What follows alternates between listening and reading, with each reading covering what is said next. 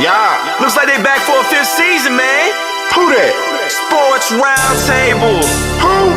SRT Crew. Whoa. SRT. They got that realness flowing in their DNA. Damn you lame if you ain't tuned to SRT today. HO got that payload when he say so. What you betting on? Don't get mad at me on fantasy. Break up Kyrie LeBron. I be smooth as sports superhero Hancock in the mix. Deal with roll tide forever. Real talk, you know who he gon' pick. See where I be with SRT behind the glass. That G Money. Made with a strong. I never lose. 6-man elite. That's J Smooth. All you other sports radio shows is fake news. Believe that. Turn up your radios, cause it's time for SRT Radio. Yeah.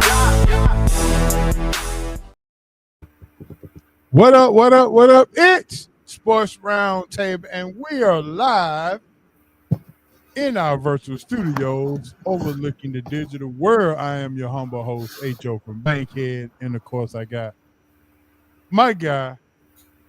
He ain't mad at me no more, I guess. Coach is in the building with me.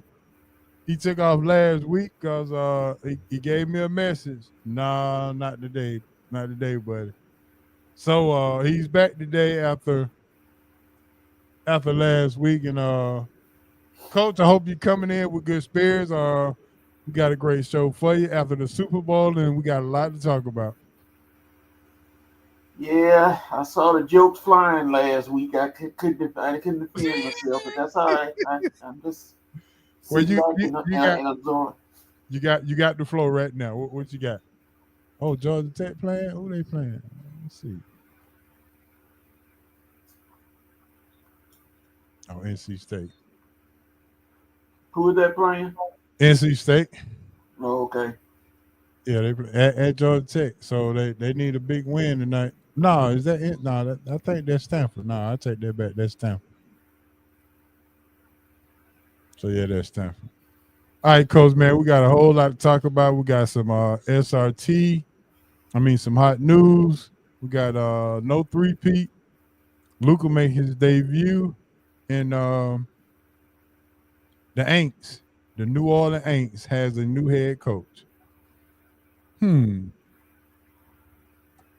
Also, we got E-Dub. We got E-Dub coming in about 7:45 to talk about the Hawks. The Hawks are in New York tonight as they are playing the Knickerbockers or the K-Knicks. And Trae Young has made the All-Star team for the second time in a row as via injury. I wonder if they kind of already knew that they was going to put him on the team based on injury. Well, as soon as Giannis went out, I knew that was the first person they were going to look for. So it's like, there he is. Put him in there. It was a no-brainer.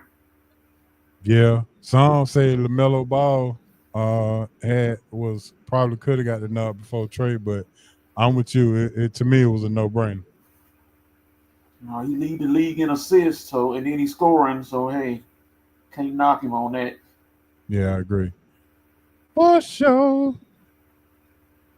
All right, so Hancock said he go jump on in here about 7:30, so we'll be looking for that. So you got you're not running from your Memphis bet, are you? Where can I go? I can't go nowhere. I made it, and yeah. They just keep freezing Edie out. I just don't understand. That's why Memphis is my team, a bottom team that I hate now, because they freezing my boy out. They freezing him out. He be open. They be passing around him. I'm like, you got to feed the big man. How you think you become successful? Look at the team that have been successful feeding the big man. Come on, y'all. Yeah, come on, man. Mm-hmm. All right, before we even get into it, Coach, let's go ahead and let's do this little monologue real quick. The Super Bowl, I got in the chat here, or not in the chat, but on the YouTube, the name of the show is The Football Season is Officially Over Now. So how are you feeling about football season being over? Are you sad? What's your emotion? Are you sad, disappointed, frustrated, or you gonna be patient until next year? Well, I just feel like the show. I mean, the music of what's the military tap should be playing right now. No Okay. more football. Yeah. You got the combine, but that ain't football. You got the draft, that ain't football. And all those people want to watch the uh UFFL, whatever that is. No, I can't Mhm. force myself to watch that. I'm sorry.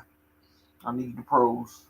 Are you missing the college football more than the pros, or are you missing the pros more than college? Um, it's about an even split. I give it even. Both of them bring a different level of excitement to the game. So I mean to the thing. So pros got hot, but toward the end, with the playoffs, and then college is always with the invent of the first 12-team playoff that got good, but Mm-hmm. both of them are gone now. I don't want to watch. Excuse me. I don't want to watch any highlights or nothing. I want a real football. So I Okay. guess I get into the college basketball. Yeah, you ready for March Madness? Are you gearing up for it? Yes, sir. But it looked like once again, the what up, Dennis? Look like What's up, once Ted? again the women are taking over the college basketball scene again. I don't want to get too far ahead of this, coach, but I'm going to talk about the Unified League, the 3-on-3 for the women, Mm-hmm. Unrivaled or something like that. Yeah. Didn't see it live, but I did see the highlights of the 1v1, and it caught my eye. It caught my eye, and Skylar Diggins can still hoop. Oh yeah. She She can still got her still game hoop. face on every night. So Yeah, man, it is. Listen, I know Caitlin brought a lot of eyes to the WNBA and the college world, but I'm gonna tell you, it is some talent going on. After me watching it 1v1, I'm like, woo, they got some hoopers out there. yeah, but it's a certain person who should be in the one versus one, but she decided not to get in it. I don't know why. She decided not to get in it, huh? I'm talking about Angel Reese. Yeah. You Like, think why are that you not in this one on one? Your skills supposedly have gotten better, so you say to everybody, here's your chance to show everybody that you can go. But what's exposing her is can't play zone in 3-on-3. Yeah, I agree. So yeah, so I'm sure I'm sure you watched it. You can talk about it, but let's go get into our ballers and buster later on. So I'm gonna hold Okay. off on that. But before we even get into our hot news, let's go ahead and address the elephant in the room. The halftime show. Thumbs up, thumbs down, or it don't matter to you. I mean, basically, uh, message delivered. Kendrick Lamar did what he wanted to do. Mm-hmm. It was choreographed. See, first of uh, all the people talking about DEI, talking about where were the white folks? I'm like, they can't be in something like that because black folks know how to dance. So Okay. you can't DEI that.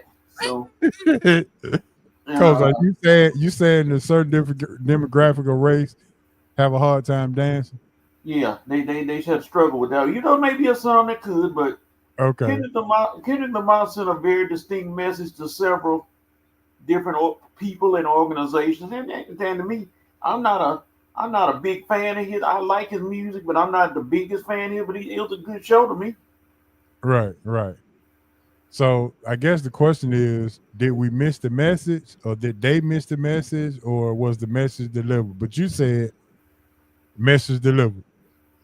I mean, it went over a lot of people's heads because they didn't get into.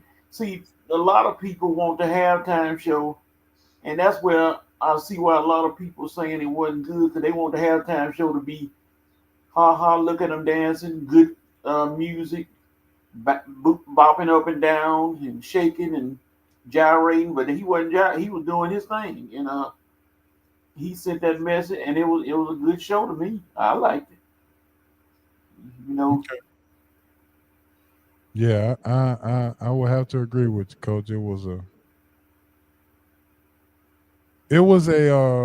something that you had to maybe watch twice to make yep. sure that you got it. To make sure, like, what did I miss? Hold on, did I miss something? Yeah, you had to watch it twice. Yeah. So I'm not mad at that. Was it well needed? Like I said, most people want the halftime show to be fun and everything, so you can get up and dance and everything. Uh, Okay, so hold on. Dad said Professor Griff has a video out doing. I guess he doing the breakdown. Okay, on the halftime show. Okay, so I have to check that out later on. Griff, Appreciate that, Dad, for sure. Gr- Griff, Griff probably has some pointed comments. I can tell, knowing his repertoire, he probably has some very pointed comments about certain things and certain people in there. Uh, but I saw somebody was busy in Australia, and good for him, Mr. Drake. And to me, in these little rap feuds and everything, they you sell a rap feud like they old school. Get on the mic, do your little diss record. Don't go to no lawyers or anything. No, you meet me on the mic, and let's see who we can talk, and we'll do it. Cause Yeah. again, the greatest diss album record of all time to me is No Vaseline.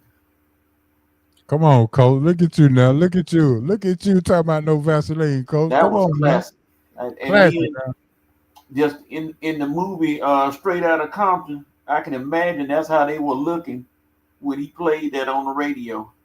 I can imagine them sitting around looking like he got us, which he did. Ice Cube hit them with like Mike Tyson did Michael Spinks. Just beat him in the corner, got him in the corner and punished him and left him laying. And I said, wow. You Okay. know, you know. So Drake, and then for SZA, I mean not SZA, Kendrick Lamar to bring out SZA and Serena Williams, who are associated with Drake. Well, both Uh, of them were. Yeah. cheap shot, cheap shot. Another gunshot. So I'm like, dog, Kendrick, everybody gonna remember your show. Mm. So it was what it was.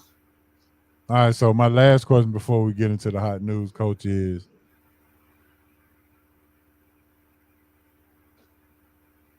what can Drake do after this? What's his What did next he do? move? What can he do, and what's his next move? To go on with his music and just let it die. I mean, let it alone. They don't let it die, but you know, you can't win this one. I don't see you getting a win out of this one because you got thoroughly picked off on the music. So Drake gone. You the music man. Go on, do your another album. Leave Kendrick Lamar alone because he keep beating you. When you have to go to the lawyers to try to stop somebody, you know you've Is that been beat. right? So hold on. If you're going to the lawyer, that means you're waving a white flag, right? Yes, sir. That means you've been beat. So he need to go and just live his life and move on. The man, the man delivered the message. You say okay, message received, and move on about it. And light skinned brothers took a loss all around this weekend. Mm, mm, mm. So was the message more toward Drake, or was it more toward the world? I think he mixed a little of both in there. He put a little of both in there. Now the dude running around with the Palestinian flag and everything. I mean, he lucky he didn't get put in jail. He was close. He didn't get put in jail running around with that flag, but you know, but Hmm. Kendrick Lake succeeded in what he was trying to do with his message. on all fronts. So hey, more power to him. Like I said, I don't get in the rap feuds and start one dude, whoever this guy was, he did like a whole breakdown of the feud, and I'm like, hey dude, Cliff Notes. I ain't gonna read all this. Give me Cliff Notes. Read no 15 paragraph statement. He took time to print up. So good for both of them. Music sales. And Lamar sat up there at the Grammys and picked up 5 awards. So hey, obviously he winning.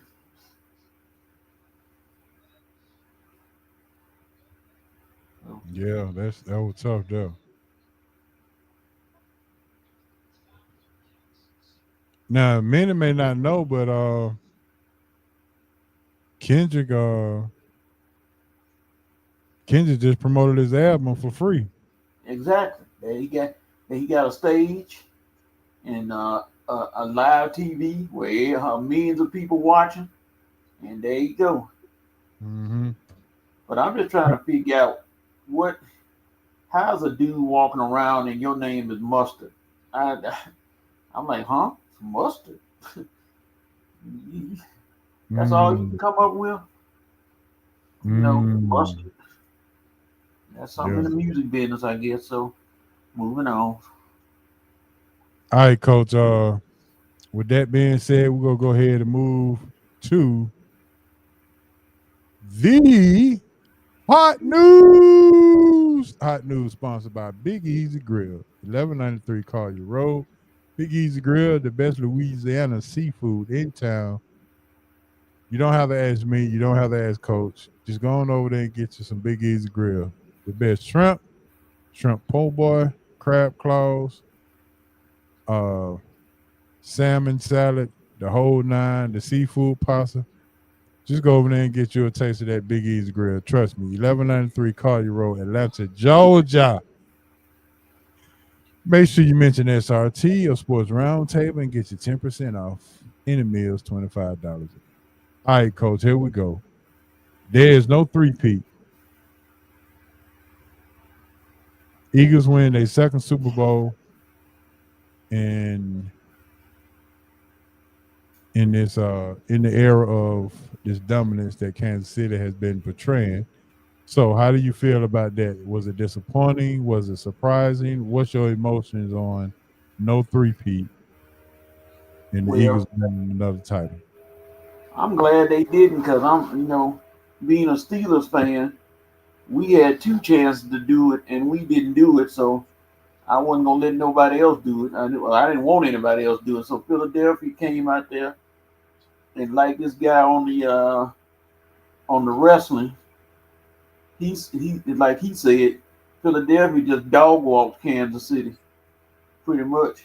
Yeah. They came out there and imposed their will and said, "What you gonna do? We know y'all are the big dogs of the yard, but we got some ball players too." And came out there, and everybody had the same say. Everybody got a plan until you get hit in the mouth. And Philly just punched him in the mouth and told him take it. And there was no answer from Mahomes, Andy Reid, nobody. Yeah. They got Kelsey thinking about retiring. Yeah, ain't that something? I guess we didn't see a lot of what's his girlfriend name? Taylor Swift. Yeah, we didn't see a lot of her cam either. The Taylor Swift cam was they turned that off in the first half. Yeah, it was no, I guarantee you, I don't know anybody. I don't even know Philadelphia Eagles fans. Anybody can jump up and say, "I knew that was gonna happen," because you'd be lying. You'd be lying. Nobody thought Philadelphia was gonna come in there. I thought it was gonna be a good game, but nobody thought Philadelphia was gonna come in there and just manhandle them like they did. Nobody. Yeah, I agree. Yep. So, my next question: should the Cowboys be disappointed as Kellen Moore goes over to Philadelphia and wins a Super Bowl after being let go by Dallas? Well, a lot of people are disappointed. The Dolphins, you had Big Fangio, but they complained that he worked them too hard or something, and he goes to Philadelphia, win a Super Bowl. Like you said, Kellen Moore leaves, go wins a Super Bowl. So a lot of people disappointed. It's just that they just came together and just did what they supposed to do at the right time. And they had Patrick Mahomes. I've never seen him make faces like he did. Usually he calm and composed, but this time he was frustrated all the way around this time. Never seen him like that. Never seen a game like that coming from him. So Yeah, he was definitely frustrated, whatever you want to call it. He was definitely all that. yep. Have this been the worst you've seen Mahomes play, or worst performance you've seen him have since this so-called dynasty that they have had? Oh yeah, without a doubt. To be down 30 something to 34 to nothing. Nobody, like I said, nobody saw it in America saw this coming. And I know one person who was eating it up and smiling, Tom Brady. I know Tom Brady he trying to be professional, but in the background, I know he was yucking it up because they were talking about Mahomes approaching GOAT status. But now they're gonna dial back a little bit now on Mahomes because of this performance. It takes away some. It's not gonna end his status, his GOAT status. He still has a chance. He just 20 something, so he got a chance to play 10 more years and win some more Super Bowls. But this was kind of a setback. If Philly had beat them, say 31-29 or something like that, different story. But you got to put this one on. Like I said, I ain't never seen Andy Reid look so bad, no adjustments made or nothing. That was just all around beating. Yeah, it was. That was pretty tough. There, it was all the way around. It was from start to finish. And I think I said that they were gonna have to move the chain. And who would have ever told you that if Saquon averaged less than 3 yards a carry, that they would win the Super Bowl? Yeah. Spagnola came out there and had the game plan, stop Saquon. But he forgot that Jalen Hurts is a ball player too. And they got ball players that on the wideouts and everywhere too. So and they Hurts just exploited him. And I know people gonna get off Hurts back, at least for right now, because he played a masterful game, all that he did. They say, hey, Saquon, you're not gonna get anything, but shoot, they got a rest of a team too. So total great game by Hurts. No turnovers. Yeah. No nothing. Yeah, I think Dez probably said it best. That's a pretty good that's a pretty good observation. For those who can't see, Dez says that he don't think 15 played so bad, but the first time he's had to run for his life the whole game. Yeah, this with no blitz. Yeah, the front four were getting to him with no blitzing. And I mean, that freed up the defensive backs and linebackers to be able to cover better. When you got a front four people, not 5 or 6, no blitzes or nothing, just 4 people get in there and chasing him, and Mahomes looking like thought they were bill collectors or something, chasing him around, and he couldn't do anything. I mean, he couldn't run. He could. Kansas City had 0 running game. I don't know that. No running game at all. I thought Hunt or Pacheco, somebody would be able to at least stop, slow down the blitz, slow down the rush, not the blitz, but the rush. But I'm gonna point something out real quick. Vic Fangio was the defensive coordinator for the Denver Broncos back when, and he had faced Patrick Mahomes 8 times and was 0-8 against facing Mahomes. which is very misleading because Mahomes has never had big number stats against his defense either, Mm-hmm. in which that trend continued, but this time Fangio came out a winner. So even though he was 0-8 against Mahomes, I don't think ever threw over 250 yards against a Nick Fangio defense. Nope.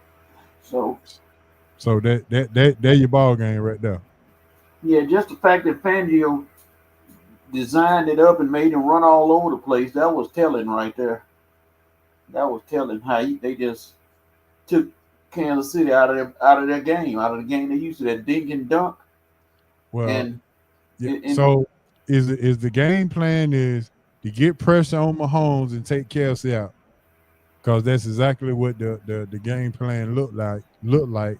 And if that was the game plan, they executed that well. yeah, a lot of teams need to be looking at that, need to take that film and seeing what kind of scheme Fangio ran and see if they can use it to their advantage. And you know, people are saying, well, looks like Kansas City may be over winning. I'm like, no, they ain't over winning. They just got picked off that game. Yeah. And another thing, somebody said, a couple of somebody said, I'm like, said Kansas City was 15-2 because of the refs. I said, stop. I said, stop that now. Y'all going too far now. I mean, was it some bad calls in some games? Yes. Did some other teams get some bad calls? Yes. Kansas City, I mean, that's taken away from Mahomes doing what he does and how good they were. They just got handled this game. It happens to teams. But to say that the refs were the reason they were 15-2, I'm like, come on, y'all. A team that won 3 out of 4 Super Bowls. Come on, y'all. That's not making any sense to me.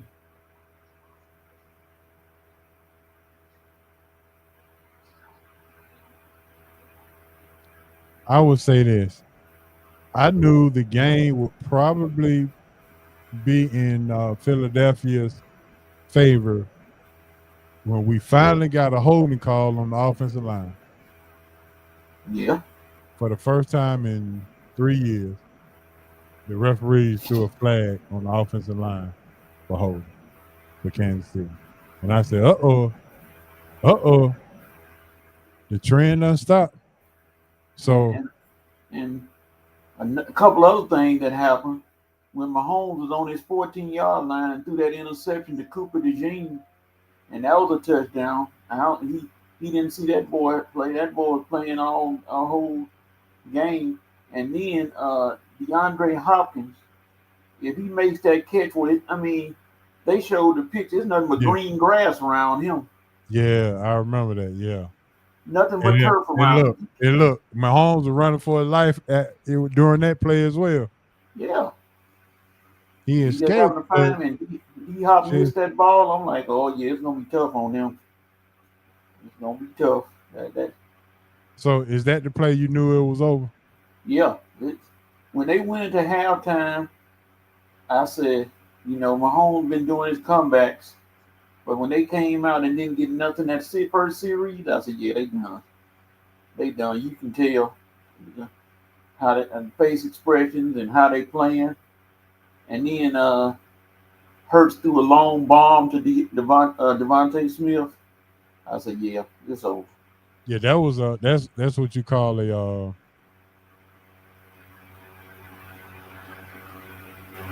what they call it. Go ahead and get rid of it. They go ahead and kill the chicken with that one. Yeah. They was up big already, but you wanted to go ahead and put the nail in the coffin. Yep. He ran back and threw it. He let it go too. That's it. I mean, they decided, hey, we don't want it. Ain't no comebacks tonight. We go on and put them away.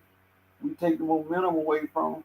Ain't no comeback, no Patrick Mahomes comeback. He's good for those, but he didn't have he didn't have anything working for him.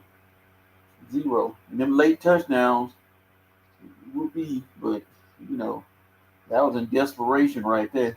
Philly had sealed that game away, and it's just amazing that in that game, Nick Sirianni, who toward the middle of the season was looking at getting fired almost, outcoached somebody like Andy Reid.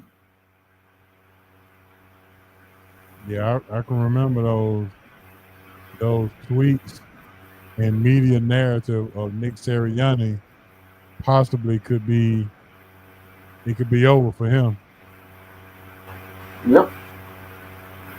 But goes to show you that it ain't never over until it's over. Yeah, but hey, Kansas City, they here, all of them at home now, or in Cabo, or wherever they going to vacation. They got to wear it for 6 months. And we'll see what the season is. They're going to make some changes. Of course they are. Philly got to try to keep that defense together because I think 3 or 4 of them are free agents. Sweat and Baum, the linebacker, and a few more of them are free agents. So they're going to do some contract signing to keep that team together. I think the offense is secure. Yeah. All of them are pretty good. And what's the name be thinking? Jason Kelce. You retired a year too early. Yeah. But they probably give him a ring anyway. Yeah. I mean, he wasn't officially on the roster, but I mean, how can you not be happy for that young man? Oh yeah, so overall, like I said, like everybody said, Philly just came out there and imposed their will on them, and I guess they'll stop talking about it next week. Yeah.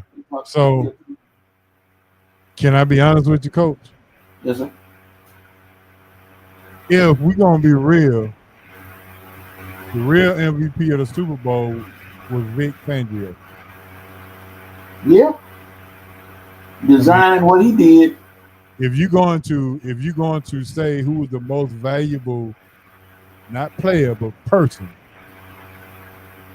then it has to be Vic Fangio, the defensive coordinator for the Philadelphia Eagles. No blitzing, 6 sacks with no blitzing. The front 4 did what they were supposed to do: get to the quarterback, had him running for his life, and they took out Travis Kelce. And what a game plan! Yeah, I personally didn't think Fangio was gonna outcoach Steve Spagnuolo. I didn't see that coming. Yeah, that was interesting. Very, very interesting. Because I've heard all week Spagnuolo was the best DC in the game. Yep. When it comes to them two. But not so fast, my friend. I think on a lighter note, I think I'm gonna tune in online to Rev Michael Clayton Harris, his sermon, and how he gonna come in for his congregation Sunday, who are all Eagles fans, and he a Kansas City fan. I can't wait to see how he gonna approach them. Yeah, that's they gonna be smiling. Yeah, boy, he gonna have to eat some crow for his sermon. Yeah, I need to call him and ask him what your sermon gonna be, because they gonna be looking at him. Did he was he all right after the game? He didn't. Yeah, I talked to him yesterday. He said, "Man, it's fine." He said, "Hey, they done won 3 out of 4 Super Bowls. Why should they be falling apart? A team just came out there and just played the game and beat them." He said they can't do nothing about that. A team just outplayed them. Well, and based on where he lived, he couldn't lose though, couldn't he? He what? I say based on where he lived, he couldn't lose. Yeah. His team is Kansas City, but he lives in in Eagle Land. Yeah, he's not an Eagle fan at all. Like I said, Yeah, no. his congregation, I'm sure that they're gonna come in there with some Eagle shirts on Sunday. Cause last time the Philadelphia lost to Kansas City, he had his Pat Mahomes jersey on the sermon. I said, yeah, they coming back at him this Sunday. Bless his heart. All right, Coach, we're gonna move on, Coach, to something I know Red would love to talk about, but we're gonna preview what you're gonna talk about Saturday. And that is Luka had his debut with the Lakers and they won. Your thoughts on Luka's debut, 14 points in the victory. How did he look playing alongside LeBron James in your opinion? I mean, to me, it's a future move because Luka's gonna bring the offense. Him and LeBron, that's offense, and they'll pep the rest of the team up offensively, and they're gonna score some points. But now you got to outscore it. I don't know if you can outscore everybody because your defense, you just lost the boy from Charlotte, Mark Williams, or whatever his name is, had to go back to Charlotte because he failed the physical. Now he want to come back again. He don't want to go back to Charlotte. Right. And then they got Alex Lynn, and I don't know how people think Alex Lynn is gonna be no more than stand in the middle and try to rebound and block shots. He averaging 1 point a game and 1 rebound. He just gonna be standing out there, not looking for him for offense. And what was funny, but it wasn't funny, Dalton Connect, the boy that got traded to Charlotte, he missed the bus because the bus driver got to pick him up and didn't think he played for him anymore. He thought he was gone and didn't even pick him up, and then they had to send somebody back to get him. So how should he feel? And Marlon, I totally agree. I have no idea why the Lakers didn't get Dwight Howard. Yeah, that's the move, right? I mean, I can't believe that they just looked past Dwight Howard. I just don't believe. I just don't understand that move. You know, you leave Dwight Howard sitting over there, probably been. I mean, he's been on the first plane smoking, trying to get back. But I don't know what brought that on. Yeah, that's tough. Yeah. So you think it's gonna be okay with Luke and LeBron playing together? Because it looked like LeBron kind of gave up the ball duty a bit. I don't think he's gonna do it the whole year, rest of the year. Just give up not getting that ball because both of them ball dominant. Yeah, I agree. I don't see him giving that ball up for the whole game. No, because he's gonna be like, "Hey, I need to get the ball too now." Because he ain't gonna be selling for no 10-point games and stuff like that. He gonna want that ball.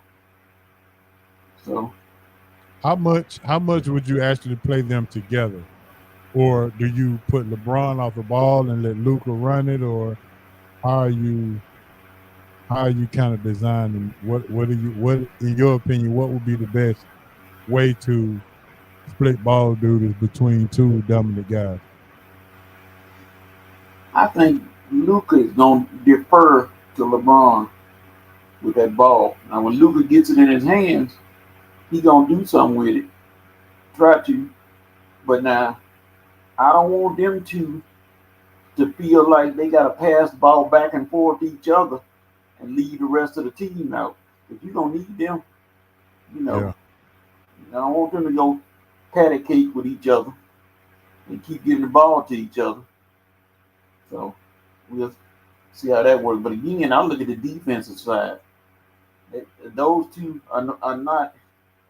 LA is not a good defensive team. You gave up your best rim protector, Anthony Davis, and you bring in Luka. who,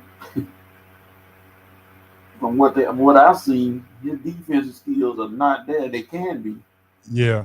Now I'm gonna tell you, I'm gonna be honest, and I'm gonna tell you what I saw. I'm gonna tell you straight up with my own eyes. It's not somebody saying this or I got this from somebody. With my own eyes.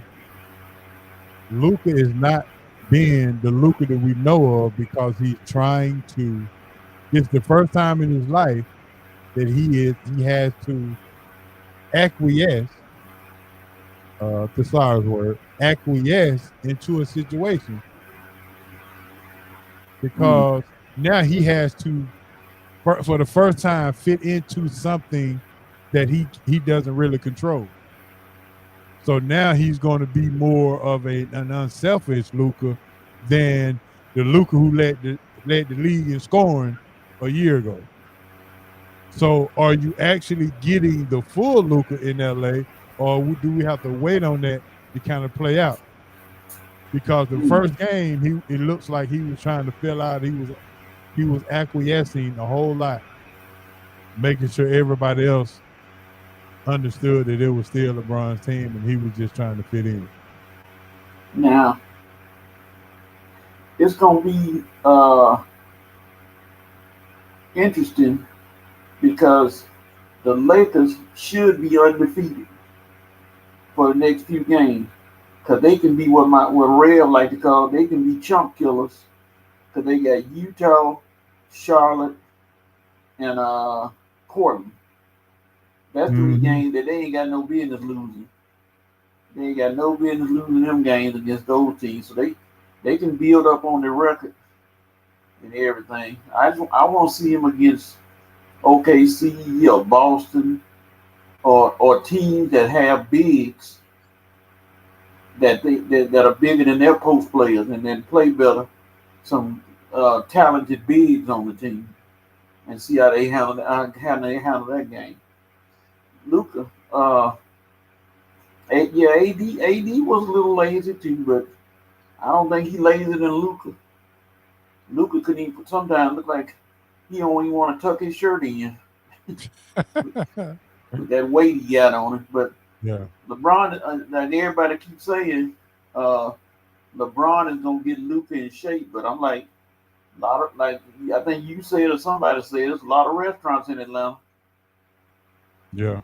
Not Atlanta, LA. So Luka like to eat now. You can't take that away from him. He's talented, but that situation. I don't think it's gonna be a championship year this year. I think they're gonna play better. They're gonna play good, and we'll see how it goes from there. So.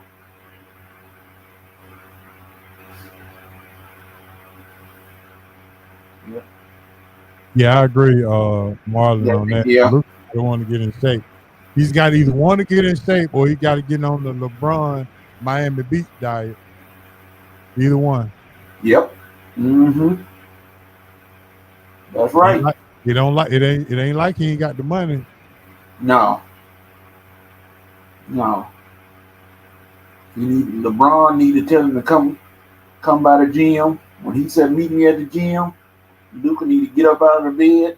Don't stop by Roscoe's Chicken and Waffles. You need to bypass and go straight to the gym and getting that gym and work. That's where this thing ain't gonna work if he get in shape. Yeah, I was just finna hit up my boy E-Dub, and he's in the waiting room waiting on us. And as we're about to transition, we go transition into our Atlanta Hawks report. There he is, my main man.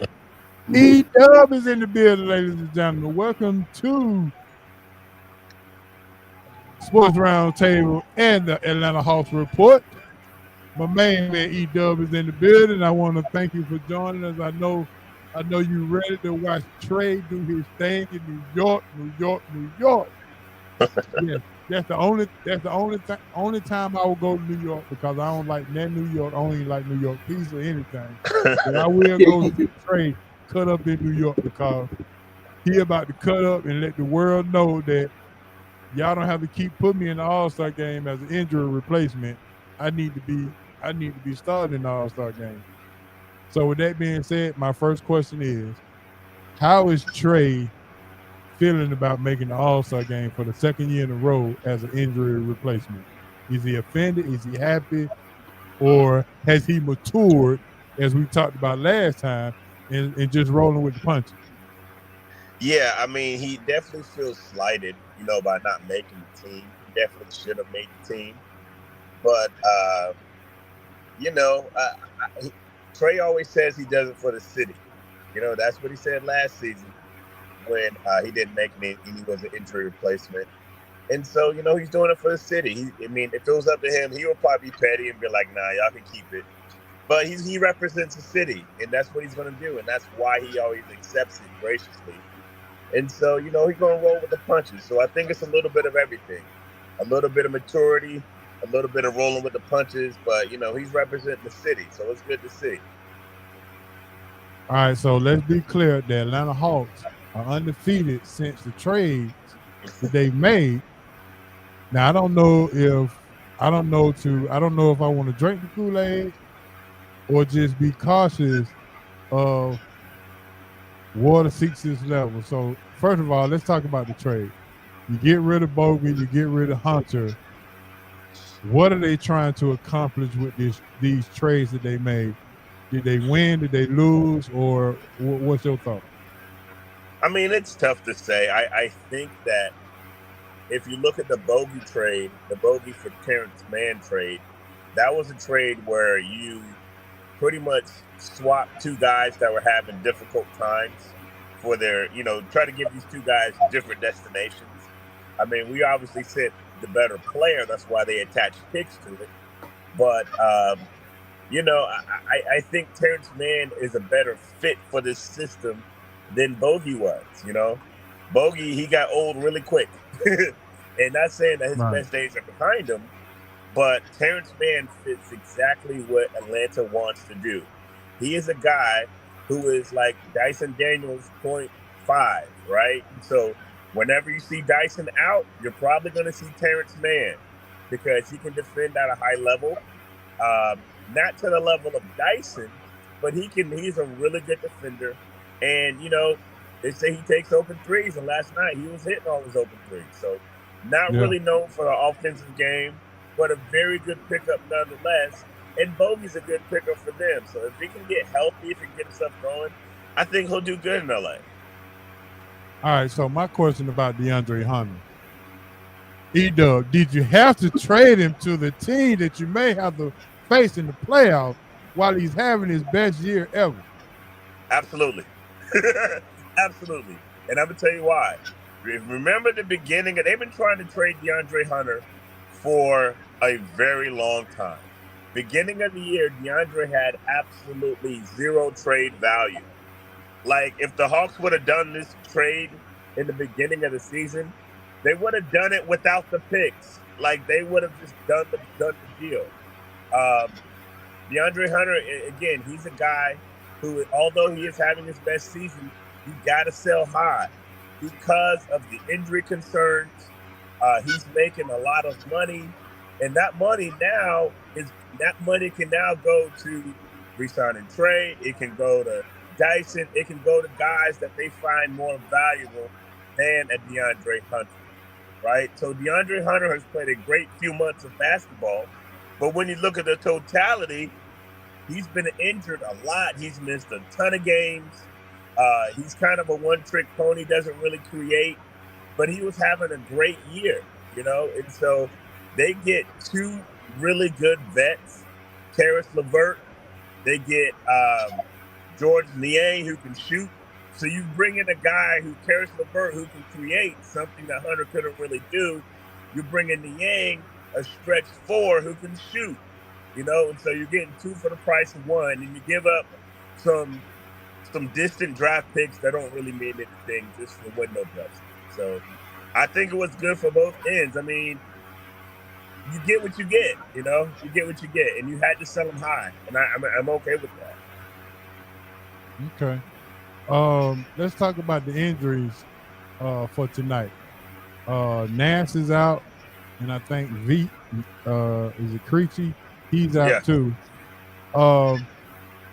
With them being undefeated since the trade deadline, we're having these two injuries, and both guys that's injured has been very, very impactful in this, since the trade. So how does this affect us going into the ninth game against New York?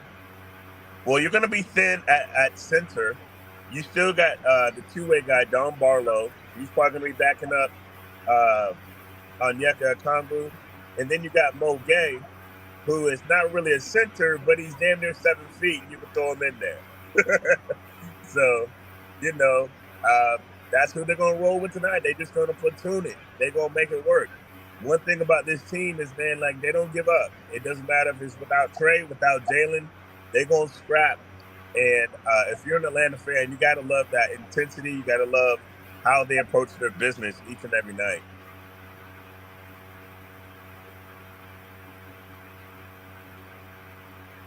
All right, so this is probably the most important question. The trade deadline has gone and went. Do you have trust in Landry Fields and what he's done? And do you have trust in Landry Fields moving forward?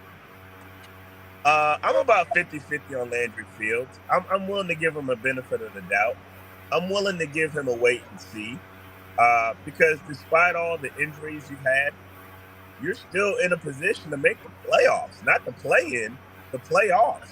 As of now, the Hawks are the 7th seed, and they're very close. I mean, they're within a jump shot of the 5 seed to 6 seed. And so when the dust settles, I mean, your positioning is not bad, I particularly think this is more of a play-in team. But, I mean, right now, your positioning, you have a chance to make a run at it. So I'm not going to bang Landry Fields when they have a chance to make the playoffs, that would be silly to me. So we'll see when the dust settles, but they're in a pretty good position going into the All-Star break. Word on the street is that Clint is wrapping up. It looks like he's going to be coming back pretty soon. So, who knows? We'll see. I said that was the most important question, but I lied. This is the most important question.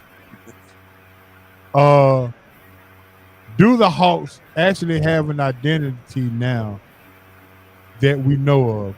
Do the Hawks have a basketball identity that we can identify with? I still think that's still kind of a work in progress. They have guys that they like. They like long guys like 6'8", 6'9", that can defend multiple positions. They want to surround Trey with those type of guys, and they want to surround them with a lot of shooting. So if you look at them drafting guys like Reese Shea, bringing in guys like Dyson, bringing in guys like Karis LeVert, Terrence Mann, all of these guys can guard 1 to 3, and in some cases 1 to 4. Mo Gay, he's a guy who can guard multiple positions. So they want to be a team that can guard and a team that can shoot. I know that's very simplistic, but I think that the vision is still kind of being painted, But, that's the kind of guys that they're bringing in. That's the kind of guys that they're filling this roster with. Long, wiry guys that can shoot and defend. Isn't that kind of what Danny Ferry was doing as well when he was? Yeah, he was trying to, but he just wasn't that good at it. And because Danny Ferry, he was the guy that brought in like Marvin Williams and Josh Smith. And so we had the idea, but Josh Smith couldn't shoot. Marvin Williams, we know what he was. Josh Childress, he had the right idea. Yeah. And maybe he was ahead of his time, but it just, and there definitely was no Trae Young in that team. E-Dub, hold on. We can't talk a lot about Marvin Williams. We got a Carolina fan up there to the right. Oh Lord! Hold tight on the Carolina stuff. No comment on Marvin Williams, please. Yeah. How in the Shout hell out he to go Marvin from Williams. Seattle, Washington, all the way to North Carolina? Shout out to Marvin Williams, man. Yeah, shout out. He got his family's real. He got a good family now. Yeah, he good people, man. Good Good people. And all that. All right, so here we go. We got I was looking at the game. I missed the score because they didn't win the timeout right now, but I think they were down like 6 or 7 or something like that. If the Hawks get a 6 seed, 7 seed, or whatever the case may be, do you think they can at least get a playoff round or series, winning series, being in the 6 or 7 seed? Nah.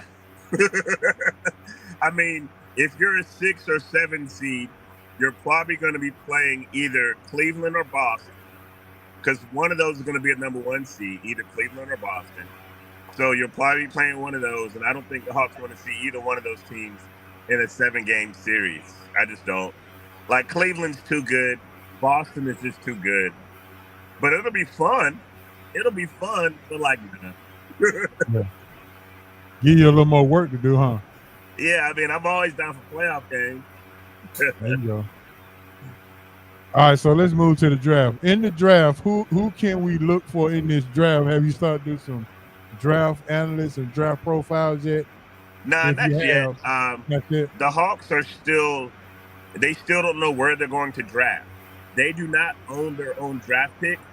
There is a possibility that they can get the Kings pick from the Kevin Huerter trade, and there's a possibility that they can get the Lakers pick in the first round. So they won't get any lottery picks, but there's a possibility that both of those teams could be giving the Hawks their picks this year. So, I haven't really started doing that research, but if they do get first round picks, it'll be towards the latter end of the round.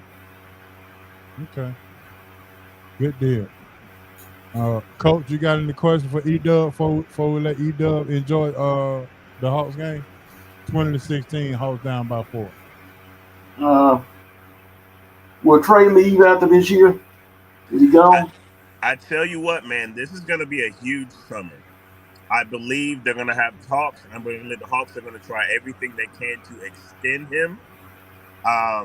If they extend him, I think they'll be good. But if they don't, then it's going to be a lot of conversations toward the beginning of next season. A lot of conversations, and rightly so. I mean, if Trey does ultimately end up leaving, there's not anybody in Atlanta who can blame him, because he has given this city everything. He's done everything that he's been asked to do. And, you know, sometimes it's just time for a change of scenery.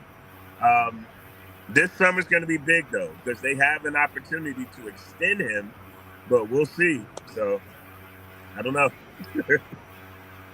Did we miss out on Brandon Ingram after seeing the extension that he got? Nah. 3 years, 120? Are you ridiculous? For Brandon Ingram, a guy who doesn't even play a full season, keep that $40 million and run that through your team. Nah, man, not no $40 million for Brandon Ingram. Like, they can have all of it. Like, he's not. Well, hold on, E-Dub. I got somebody coming on that may want to ask you some more questions. Hold tight. There he is. The sports superhero, Mr. Hancock, is in the building, man. We talking about the Hawks. You see E-Dub is in the building.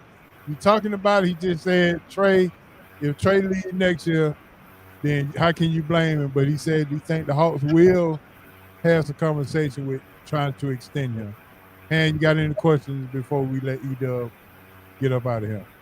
Yeah. E-Dub, hey, what's up, fellas? First of all, glad to be here, getting in here.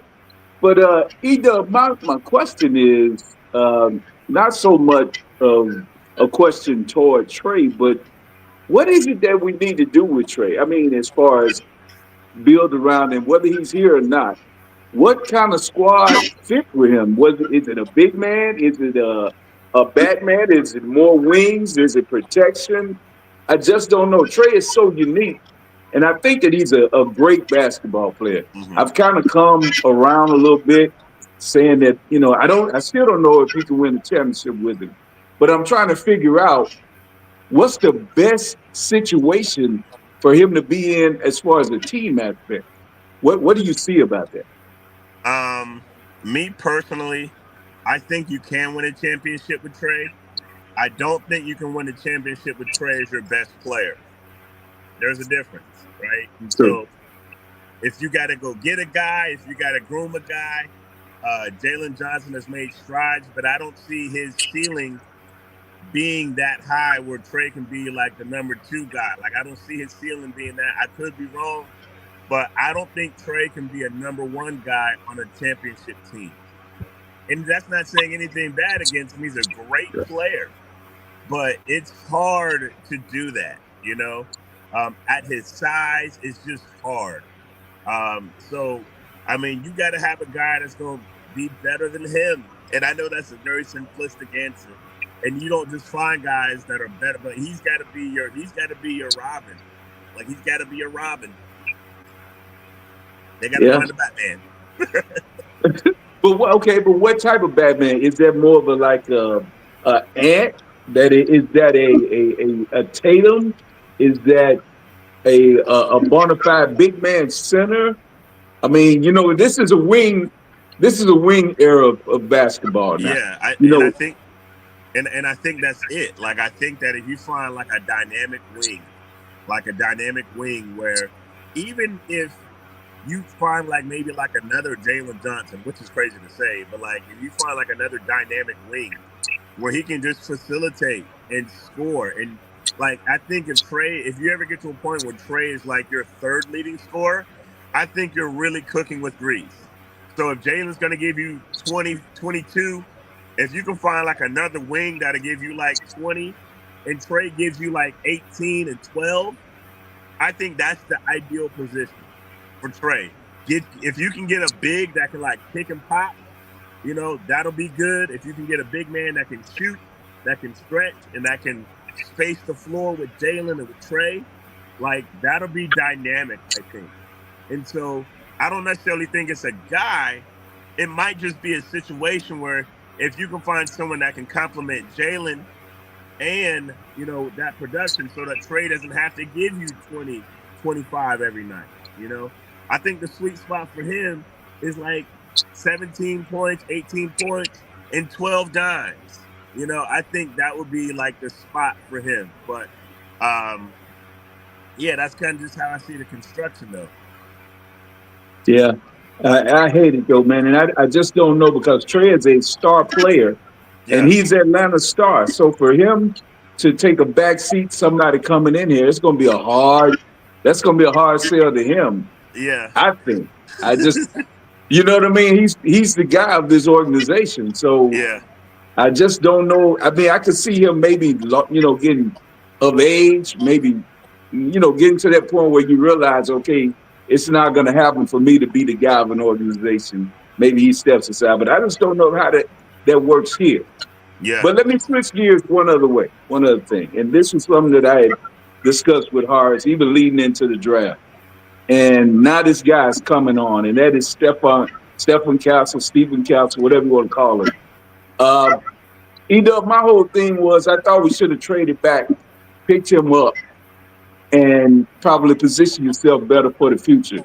I'm not saying Ricochet is not talented. I'm not saying he's not.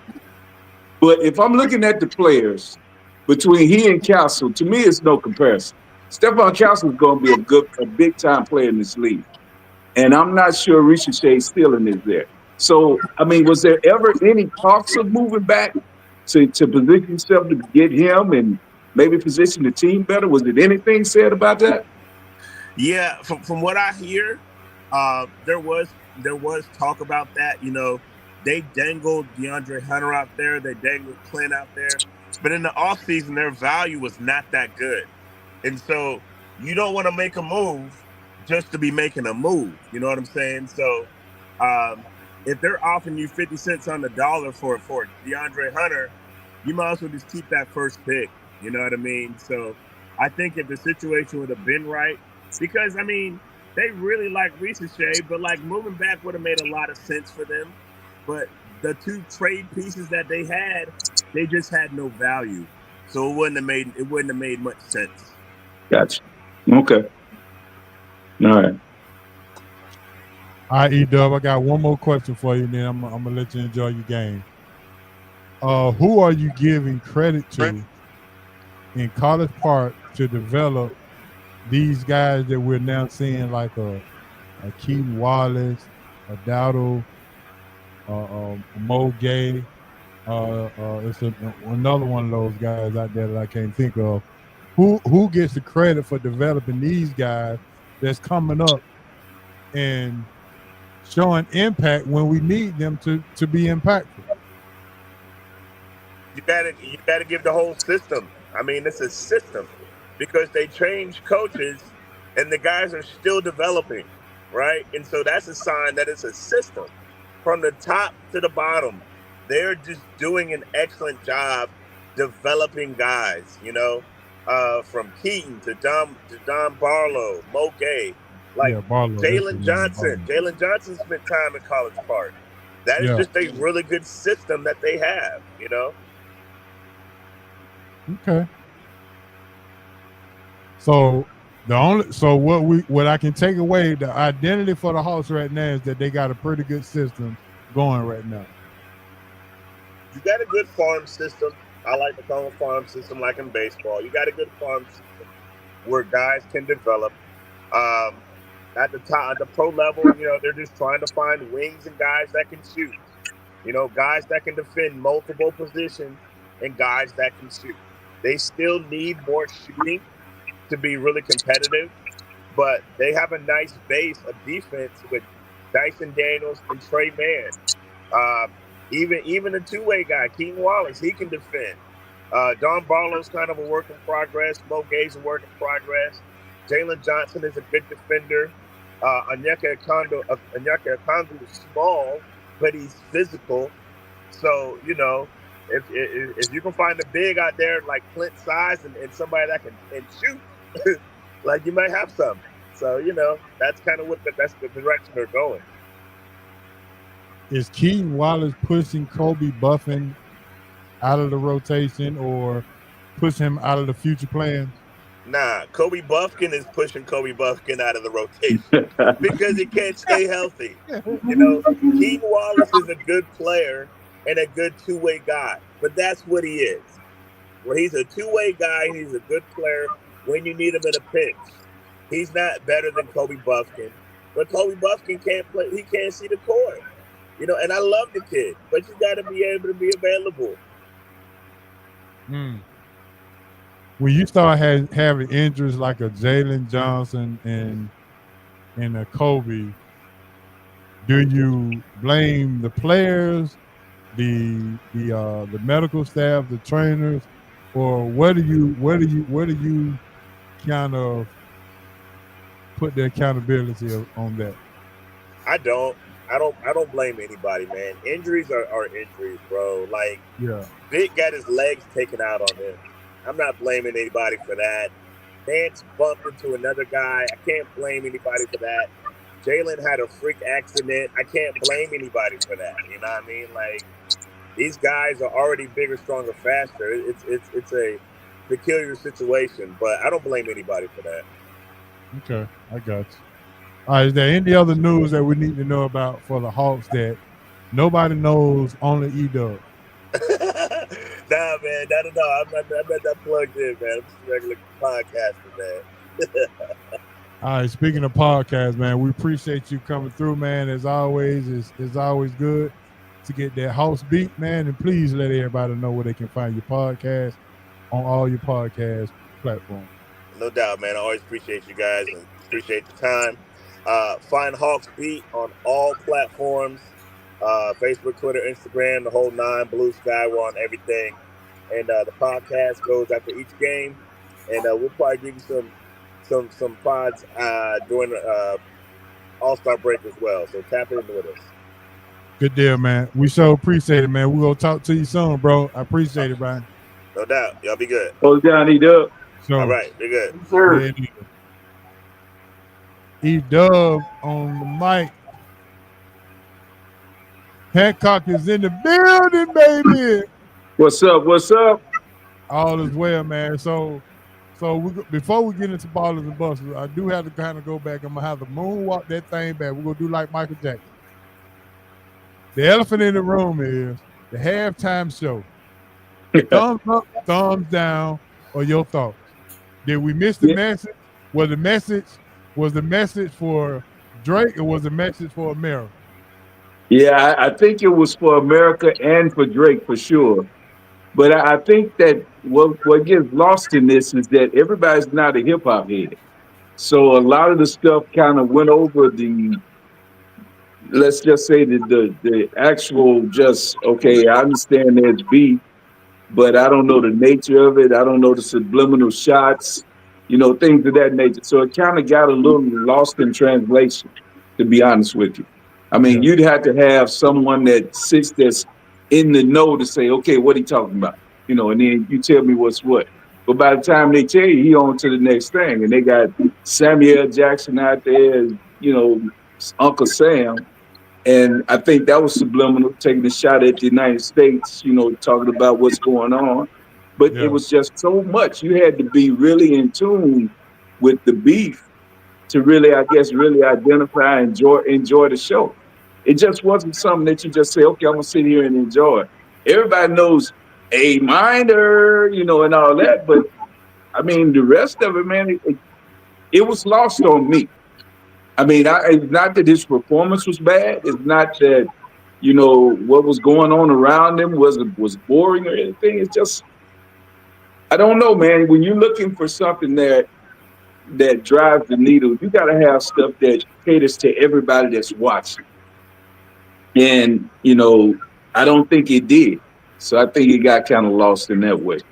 Especially with the game being boring, it kind of like, okay, now we have something to look forward to. Let's see this Kendrick performance.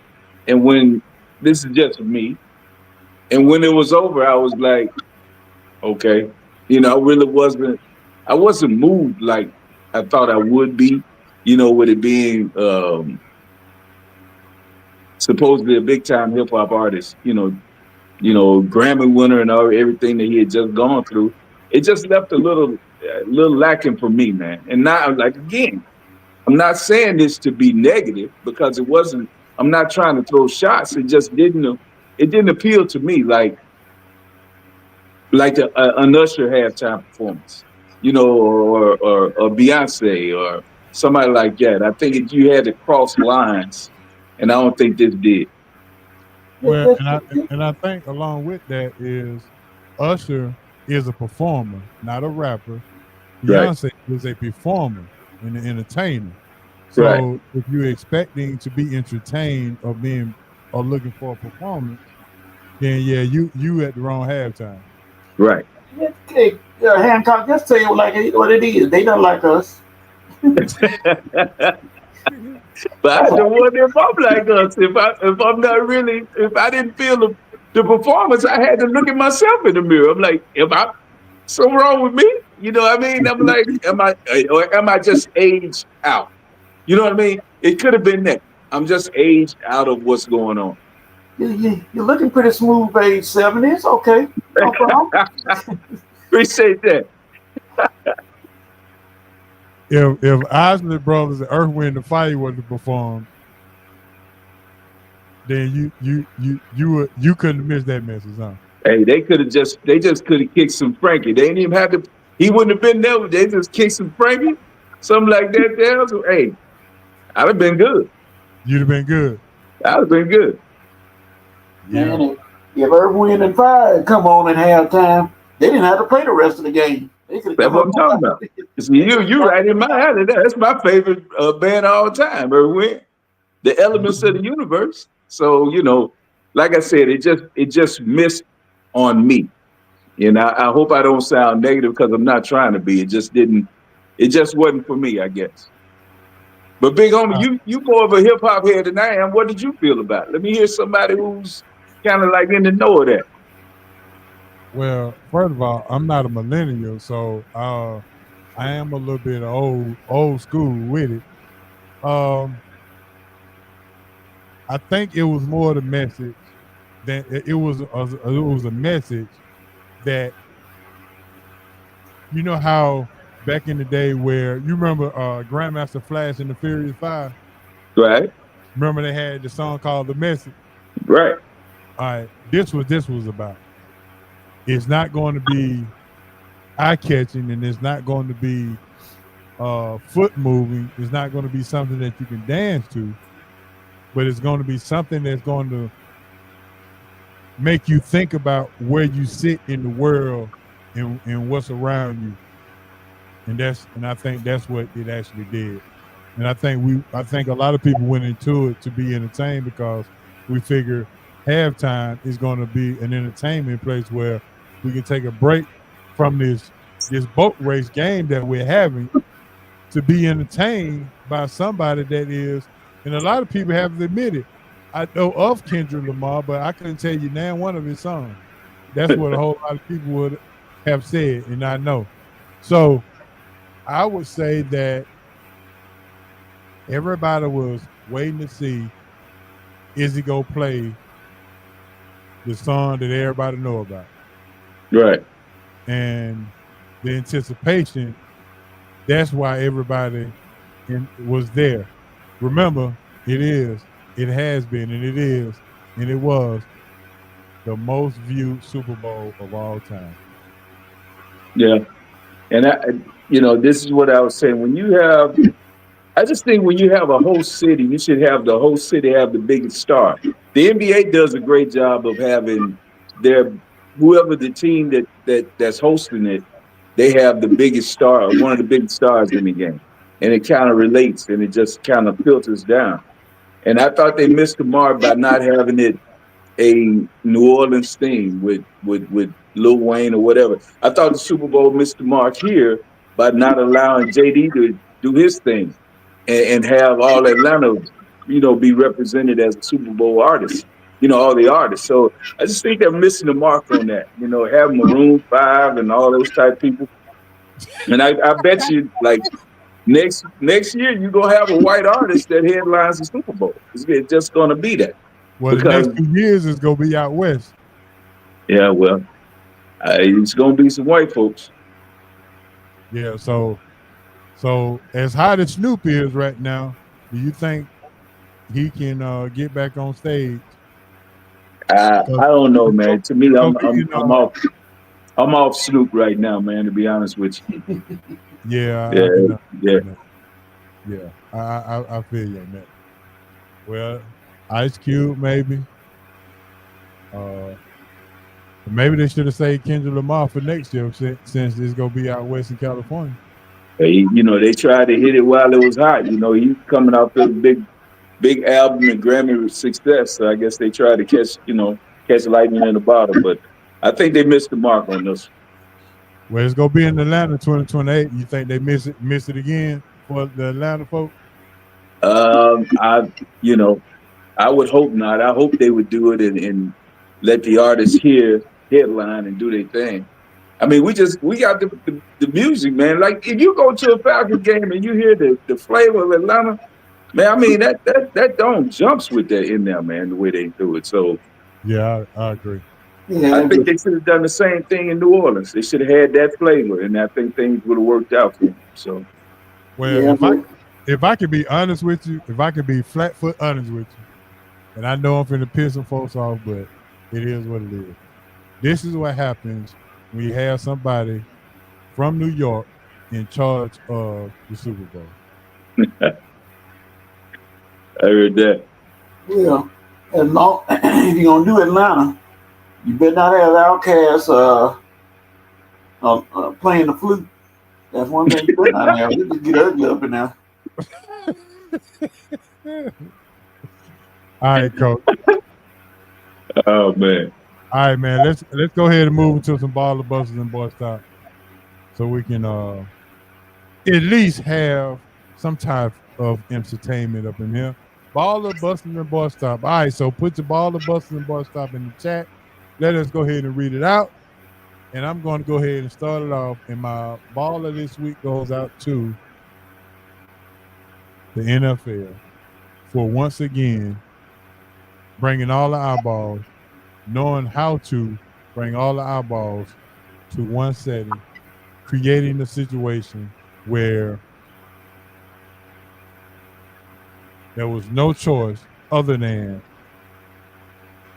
to watch the game.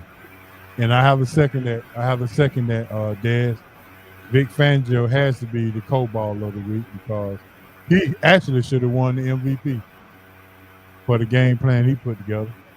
So there you go. The NFL and Vic Fangio are my ball. Coach, it's on you, bro. I'm gonna go to a minor level, but it was talked about, but it wasn't talked about enough. My ball is DeVonta Smith for joining an exclusive club, winning a Super Bowl, national championship, and Heisman Trophy. That's an exclusive club. Only 5 people are a member of that club, and he joined it by winning Sunday. So I'm gonna go with DeVonta Smith. Look at Coach. You're a historian, huh, Coach? Okay, Coach. All right, Han, what you got? Yeah, I got to go Jalen Hurts, man, because anybody that's heard me talk about him, whether we were at the Big Easy and he was drafted, and I thought he'd never be a starting quarterback in the NFL. Now, that being said, this is proof that you build a team around your talent. Because you can look at Hurts and know he's not a guy that's a guy that can just carry an offense. That's not his role. His role is to have people in place that make the offense better. Dak, they're in the same category. And you have to put people around them. They can sit and talk about how he, made his great reads and passes and all that. But when you can turn around and hand the ball to a guy and he runs for 2,500 yards for the year, you got A.J. Brown and Smith out there. You got Dallas Goedert as your tight end. You got a mauling offensive line. You just can't. Just don't mess it up. That's the thing. Don't mess it up. So for all the accolades and everything he's getting, you cannot take away that he's a Super Bowl champion. He's been there twice, and I will not knock him for that. But I just have to table it a little bit when he talk about, well, he beat this guy and did all this. Because the same argument that they used to not give the trophy of MVP to Lamar Jackson, they said because Allen didn't have the players around him and he carried his team. Well, I think Sunday showed how much Patrick Mahomes meant to the Kansas City Chiefs. That without him, they're not that good. Let's just be real. The offensive line was bad, and he covered a lot of ills for them. But when you can rush 4 people to that guy the way they did and get pressure, he was getting pressure from the time he got the snap. So it is what it is. But this is about Jalen Hurts. My hat's off to him. Congratulations. And he gets my ball. All right. Any other ballers? We got Dez got his baller, but okay, that's it. All right, here we go. All right, what the Busters? I had been contemplating how I was going to say this, but it has to be said. It has to be said. It has to be said. It has to be said. And I think everybody on this panel know that I am from Georgia. I am from the city of Atlanta. But I do not, for personal reasons, do not root for the team in that. I want them to win, but I'm not a fan of them like I am a fan of Duke or a fan of the Braves. And the constant talk about how the Georgia players are with the Eagles and how that makes a difference, and why can't the Falcons draft Georgia players, is starting to really, really get tiresome. Because my question is, well, if Jalen Carter and Nolan Smith, if they didn't go to Georgia, would it even matter? And what people don't realize is that there are more Alabama players on Philadelphia team than Georgia. So let's just get this straight. The Philadelphia Eagles has 26 SEC players on their team. Let's dive a little deeper. That's the bottom line. That's why they're able to put talent on the field, because they draft not just from Georgia, but they draft from the SEC, which we have all known over the years that's if you want some talent, draft your players from the SEC. And when you can't see that, when you're blinded by the fandom of, or if you want the storyline more than you want the talent, then shame on you.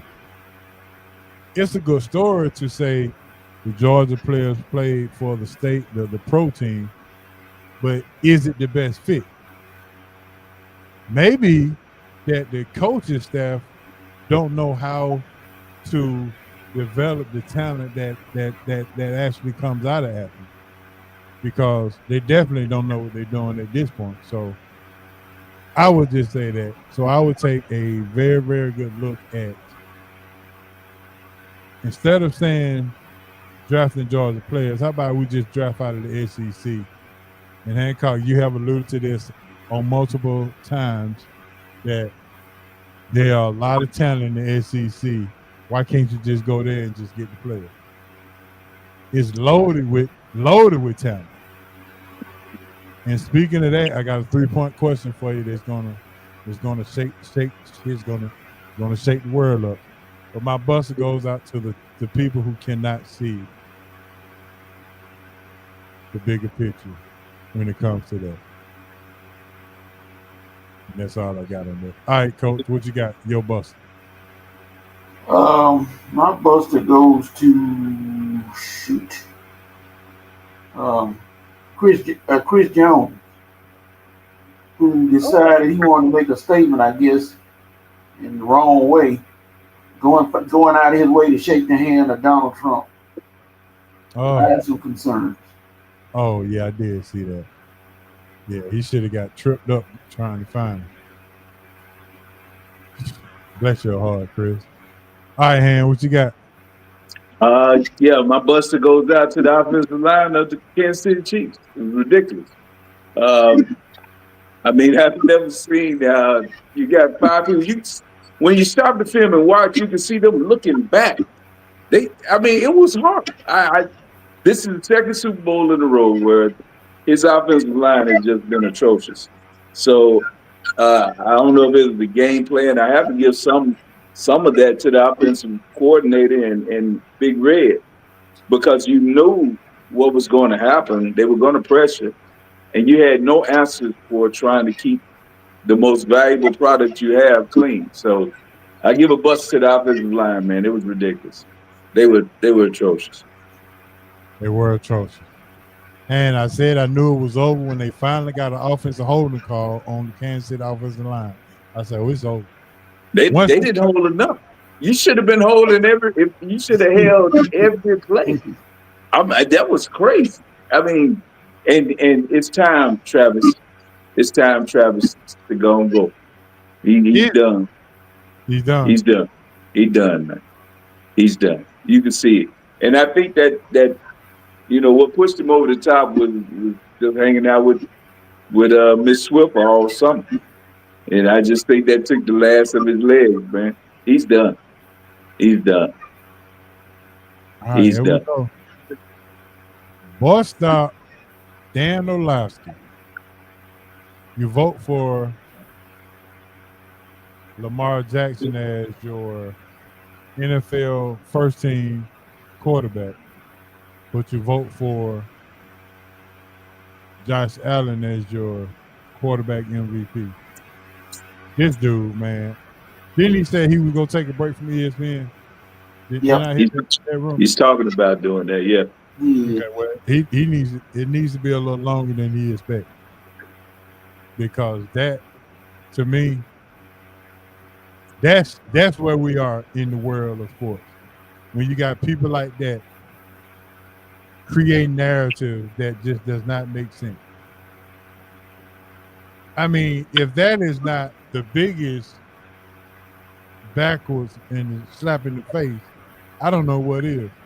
So Dan Orlovsky, you get my boy stop for the week for your voting strategies for your MVP and your first team NFL quarterback. That was just awful. All right, Coach. My boy stop goes to Dak Prescott, who actually said out of his own mouth that the Cowboys are closer than ever to the Philadelphia Eagles as far as playing and winning football games. Dak, no. Don't do that to yourself, sir. Just say that we improving and we hope to get as good as Philadelphia and let it be. Instead of saying we close. And both times they boat raced you, both times they played you. So, it's okay, Coach, Dak. He got confidence, Coach. He got confidence. Ain't nothing wrong with confidence when you're saying something that makes sense. You got Hancock to smile a little bit on that one. All right, Han, what you got for your boy stop? Yeah, Dak is a little delusional, man. But that goes along with the owner. I would just go out and say that, TB12, Tom Brady is always going to be looked at as the GOAT. But to me, his commentating and whatever, it's a little lacking, man. So hopefully he can get better. Some of the stuff he was saying was just ridiculous. I mean, he held on to that, Kansas City still had a chance. I mean, it was like, just stop, man. I mean, you're trying to hold viewers. I understand that, but some of the stuff he was saying at the end was just, it was uncalled for, unnecessary. It's just crazy. So anyway, my boy stop goes, what's that? What do you talk about in the blowout? Yeah, I mean, well, you talk about your Super Bowls. I mean, something, but don't sit here and say what you saying about, I think it was like 5-6 minutes left. And you talking about you can't count out this Chiefs team and Patrick Mahomes. Man, please. That game was over at halftime. It was crazy, man. I mean, just be real. Come on. So anyway, he get my boy stop. Yeah. Okay. I hope he concentrates on the Raiders. He stays away from the TV.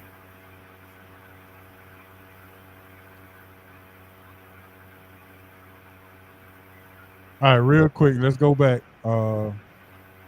Hancock, your thoughts on that's going to end our ball of busting and ball stop. So let me take that out of screen.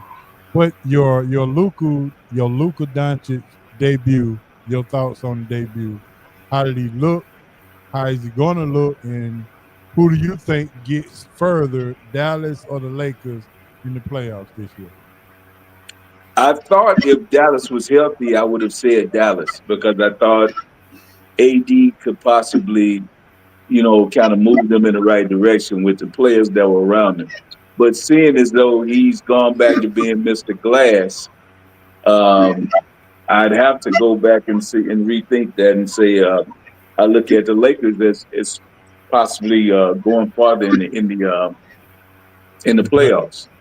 Yeah, but I mean, still, you look at the Lakers, you look at the debut of what Luka did. Yeah, he did some good things, but the problem's going to be with them are going to be on the defensive end because I just don't think you can continue to play the heavy minutes expecting LeBron to turn the clock back 10, 12 years.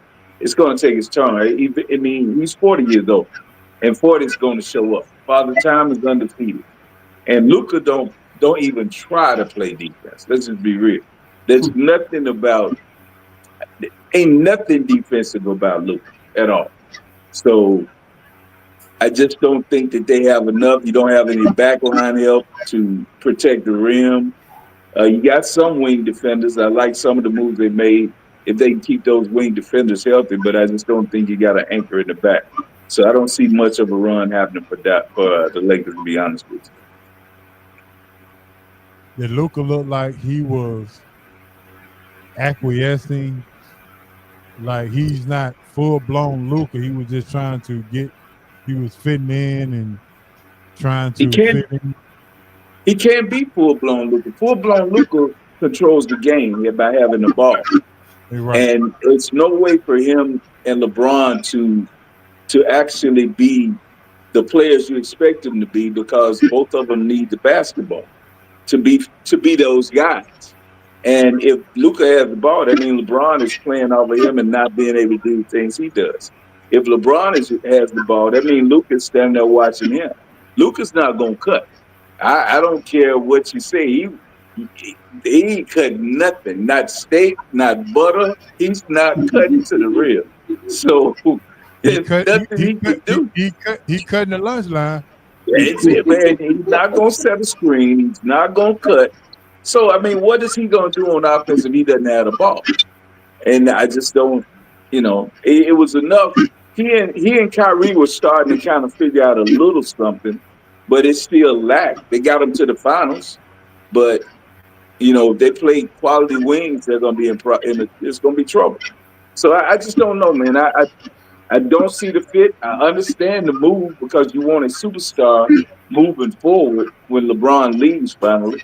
So I understand the move, but I just don't think it makes sense right now. It's not going to be anything that's going to help win a title, I don't believe. All right, so you out on the Lakers going to the final? I'm still going to pull for him because it's my squad, but I just don't know what he and LeBron can do to get this team past some of the teams they'd have to face. I just don't see it. Because like I said, for them to be the guys that you expect them to be, they got to have the ball. So I could see them maybe starting. Let's say you start the game. 5 minutes into the game, 4 minutes into the game, you take one of them out. So now the other one orchestrates. And he plays to about the 2-3 minute mark of the second quarter. Then you bring the other guy in and sub. So I can see him maybe bouncing them that way. But when crunch time comes, you need to have them both on the floor because they're your best players. So at the end of games, that's when you're going to be hurt defensively. So I really don't know, man. I don't know how this works. We'll see. All right, let's go ahead and jump to our roundtable discussion, which we'll talk about the All-Star game and the Hawks.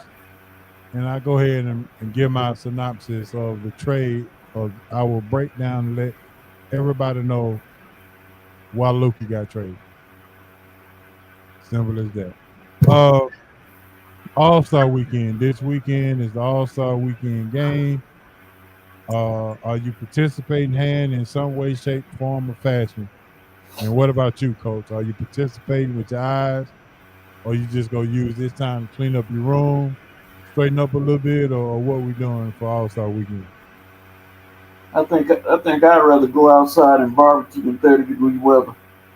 Oh, you don't need to watching this spectacle, this 14 breakdown, whatever they got, and can anybody honestly say that they know anybody in the dunk contest besides the one that won last year, McClung? I'm too much of an old school guy. I remember back in the days when they had Kareem out there dunking, and Kareem ain't nothing but a power dunker. But Kareem participated in the All-Star dunk contest. And then you had all the stars in there. Jordan, Dominique, all them guys, they were participating. You can't get these guys to participate in nothing like that, any competition like that, because they're afraid they're going to lose for some reason. Mm-hmm. All right, Mr. Hancock, what about yourself? yeah. I mean, it's what it is. I'm gonna peep at it. I'm gonna look at it. As far as the setup of this, teams versus each other, I thought I kind of liked it last year in the Rising Stars, the way they had it set up. I just don't know if it's going to work because I still don't think these guys are going to compete. At least in those games, in the Rising Stars and the European, whatever, it started to be a competition. You had a little bad blood between Matherin and the kid from Detroit. They kind of got into it, and so it kind of pushed some stuff. So I just don't know if you're going to get that from the top-notch, NBA star. So I don't think it's going to really move the needle in that respect. But hey, as long as Prize Pick is letting us put some on it and rebounds and points, the props, I'll be tuning in because I'll put a little something on it. You put a little something on. Yeah, I'll put a little something on it, make it interesting. All right, so let's talk about Jimmy Butler, the Jimmy Butler trade to the Warriors. How did you see that working out going? Does it make the Warriors better, or has the Warriors just kind of just are they thirsty? They Just were looking thirsty, to but be- it definitely if Jimmy wants to play, he's going to make a team better. That's the key, and you can see the first 2 games he's energized, and what he does is provide somebody that can get to the rim and get to the line. People don't. I think people underestimate the value of putting a team in jeopardy foul-wise. When you can put a team in jeopardy to put you at the line in the bonus, that means that the little fouls that happen outside, you're going to the free throw line. And that allows Steph to get to the line. Now you can't hold him or grab him. So if you grab him and Jimmy gotten you in the bonus, that's 2 points with Steph. If he gets to the line, coming off the screen, getting held. But when you don't get a team in jeopardy or put them in the bonus, then those little fouls outside is just side out of bounds. And nobody for Golden State has been able to put any pressure on the rim. And if you watch the game, the last 2 games that he's played, Jimmy's getting to the line to make free throws. That stops the game. That slows you down. It allows teams not to be able to get back down court. And also, what he does is he's that piece that you haven't had since Andre Iguodala that can make a play on the opposite side of the floor or make a play for somebody else. Now you have 2 players out there, and Draymond and him that can get someone else open. So I think it helps them. Does it make them a championship team? I just don't think they're big enough, and they don't have enough scoring, I don't believe. Does it make it better? Yeah. Do they make the playoffs? I think so. Can they upset a team in the first round? Yeah, I think they can. But as far as making a serious run for a title, I'd be surprised at that. Coach, what's your thoughts on it? Yeah, Butler's already been to the line 28 times in 2 games. I mean, that's more than some people have been in 5 or 6 games. So Exactly. he's gonna get you there. I don't think, like I said, it ain't enough to get him a championship. But forget that. That's not gonna happen. But it's enough to make them. They can get in the play-in tournament, and they could maybe strike gold in that. No championships. No, I don't think So so. you still got Draymond Green, Mr. Triple Single. So that ain't gonna help you. All right, what about San Antonio? The addition of De'Aaron Fox along with Wemby, they sit in the 12th spot right now. How far can they move up with these 2 guys? I think that move is for the future, big homie. I like what Castle gives them. I like what Vassell. I think you're going to make a move though, because you got a lot of guys around that. I think Castle is untouchable. I think Vassell can be traded. Sohan could probably be moved to get another quality player. But I don't think they're ready this year anyway. I think this move was made for the future. When you get Chris Paul out of there next year and they turn this team over to him, maybe Pop comes back and they retool a little bit more. But, hey, getting Fox and Wemby together with Castle, that's a nice nucleus going forward. Big things in the future for them, man. I can really see that. So rumor has it that if Jalen Johnson didn't get hurt, the Hawks was pushing the Trae Young thing towards San Antonio to get a Vassell and possibly Castle back. Should have had Castle in the beginning, but I digress. Yep. I don't think the Hawks could. I mean, the San Antonio won't Trae Young on that team with Wembanyama. I don't know if they'll want that. I think they got a good nucleus right there and at some point, Wembanyama is gonna get suspended anyway because he's on drugs. You don't do the stuff he does without being on some kind of performance enhancement. Something wrong with that kid, man. He on drugs. Don't need to try to hide it.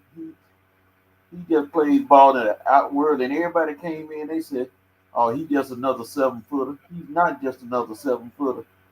Not what he doing. I mean, some of the stuff he does is unbelievable. And if you're looking for a face of the NBA in the next 3 years, you might have him.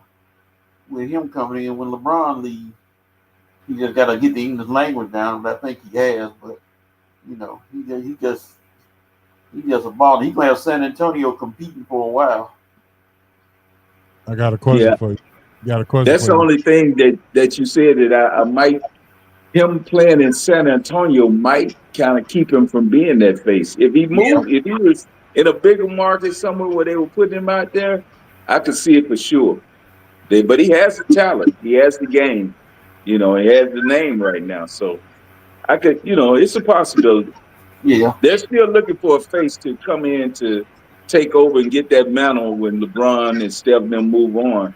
And, you know, people were trying to say that was going to be Greek Freak, and I never saw that because he's not polished enough for Madison Avenue. They needed something different. I just don't think that he was it. No. So I really don't know who that face can be or who that will be right now, to be honest with you. We just gonna keep overlooking Anthony Edwards and Shai Gilgeous? He cuts too much. Yeah, see that, and I agree with you, Coach. And if Ant would have just he was on the way, but Ant just kept on pushing in the bed with women, and you know the outside wedlock kids and all that. That all plays a part, man. You know, whether it should or not, it does. And but he's a darling. They love Ant. Don't get me wrong, they love Ant, but Ant sometimes gets in his own way right now. Yeah, the strip club love Ant too. Yeah. Southwest Atlanta all up in him. Yeah. And that's going to be a problem for him. And as far as Shai, you know, Shai is awesome. Is it too quiet? Does it not say enough? What's the? I don't know, man. People don't know enough. He's a big star, but they don't push him like that. I mean, he's on no commercials. You don't see him. You know, he's the leading scorer in the NBA, I believe, right now. One of the dominant players. I would love to see him be if he was in the bigger market, what would that do for him? It would definitely help. It would definitely help. But nobody knows he's playing, man. I mean, he puts up points every night, but he just doesn't get the accolades. All right, here's my question. How many legitimate teams has a legit chance of winning the championship NBA? Honestly, in the West, for me, and Coach, I was just going to go, you can come behind me or you want to go first, doesn't matter to me. I think OKC is legit. The only thing I would look for is are they too young? Are they ready in their respect? But I think they're the best team in the West right now. I think Denver still, anytime you got Joker, I mean, you just got to really tip your hat and say he's going to tilt the floor. So if they can just get through without injury or whatever, I still think they have a shot. The bench is kind of weak for them, but when you got Joker, he can cover some stuff. So to me, the top two teams in the West, I would still go Denver and I'd go OKC. I don't put Dallas in there because AD you can't depend on. You don't know how injured he's going to be. LA, I don't think they can play it because of the defense. They don't have any back line help. So to me, out of the West, I'm going Denver and I go OKC. Okay. East. Boston, in the East, I just think it's Boston, man. I mean, Boston right now to me is just playing to get to the playoffs. You know, once you've established you've been the big, it's not about continuing to try to win every night and all that. They just want to stay and tune up when it gets time to make that playoff push. I think you'll probably see it the last month of the season where they'll start to establish themselves back and get in shape for the playoff run. But right now, I still think they're the best team in the East. I think it's Boston. You don't get Cleveland any kind of. You saw the other night, right? When Boston played them, right? Uh-huh. You know, those bigs, they're good, but when you got wings like Boston has and the way they can shoot, and your third player in Porzingis, he's the best third option in the NBA, bar none. He's a third option that can go out and get you 30. You know, so I just don't see Boston getting beat out of the East. They probably gonna win it all again, to be honest with you. What about Milwaukee then? Nah. They're in flux, man. They still trying to figure it out. Middleton was a piece for them, and you saw they got off of him. I just don't think they're ready. You bring in Kyle Kuzma, and what does that give you? I mean, it's not like Kuzma's not a good player, but he's not. If you count on him, I don't need to say much more. Yeah. All right, coach, it's on you. Who how many teams? I say Hancock says on 3. Those are just 3 teams that can legitimately win the championship. Coach, what say you? It's about 4. Like you said, in the West, you got OKC. And one thing about Denver doesn't even have Westbrook right now because he's injured. He's giving them 15 and 7 and 5. So that's your bench player right there. He's hurt. So they win in spite of him not being there. So Denver will be there. Out of the West, everybody loved the Luka trade, but it's not for this year. It ain't happening this year. And I heard people talking about the Clippers. Now the Clippers just picked up a great player in Ben Simmons. Stop right there. I won't go any further. Moving to the East, Boston, Cleveland, and the party stops right there. I don't see nobody else. At one point, like I said, Milwaukee was looking good. Then they just faded away. Boston and Cleveland are up there.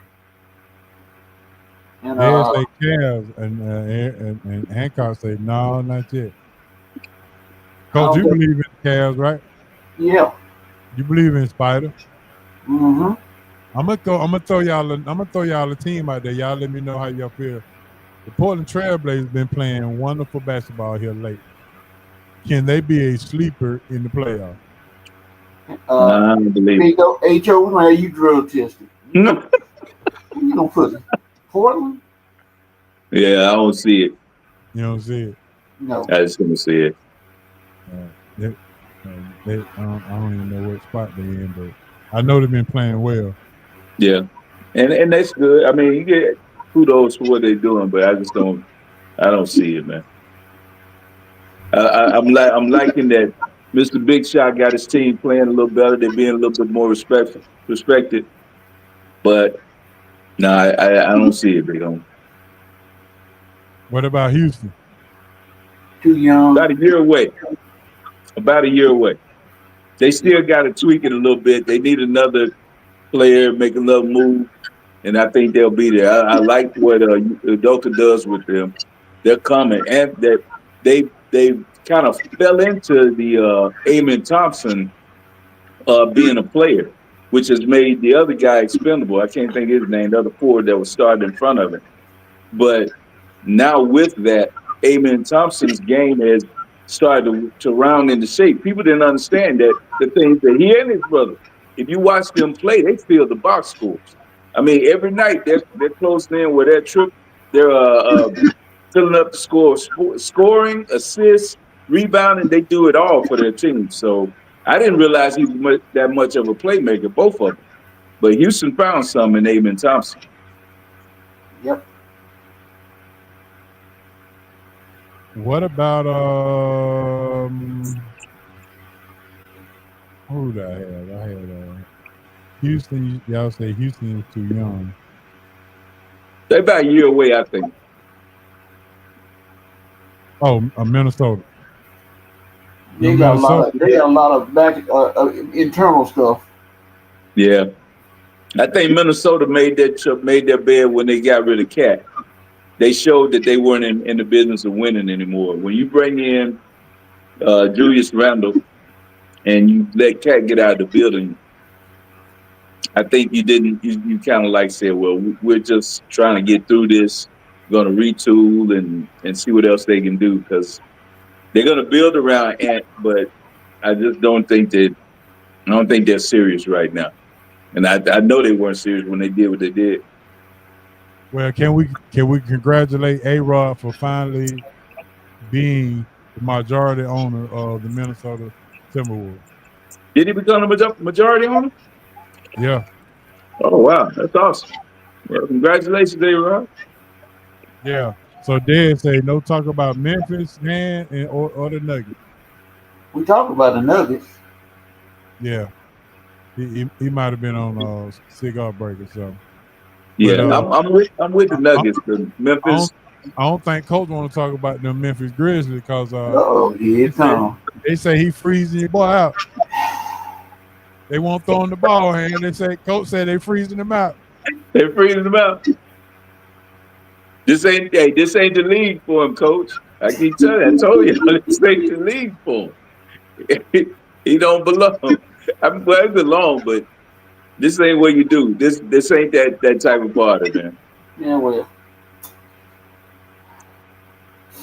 they gonna stop bothering about it. I mean, some nights he had 12 and 12, and then some night when they put the freeze on and we're concentrating on Jay Morant, he had 7 and 7, 6 or something like that. I'm like, how you doing? He's 7-3. How you get in the ball, dog? Get in the ball.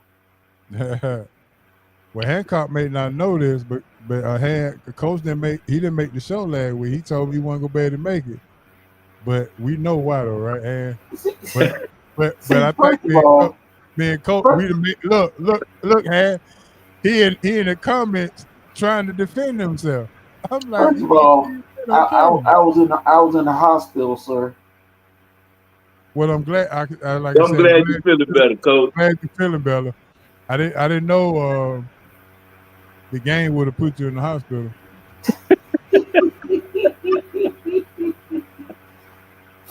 Oh, Maurice said the Knicks got a small chance of being the champion. If Thibodeau, and I overlooked them in my comments. I agree with him that the Knicks will present a problem, but I think that it'll be a war of attrition. He plays his starters too many minutes, man, and I think that's going to wear them down when it comes that crunch time. He burns them out. He grinds them to a nub, and eventually they're just going to wear down, man. Yep. Mm-hmm. But I do like the Knicks. Don't get me wrong. I do like the Knicks. Yeah, when they get the other center back, that'll help some. Robinson.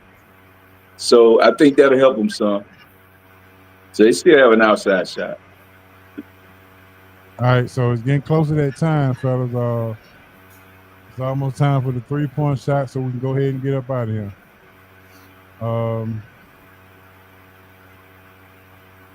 Let me find it here. There we go. 3-point shot.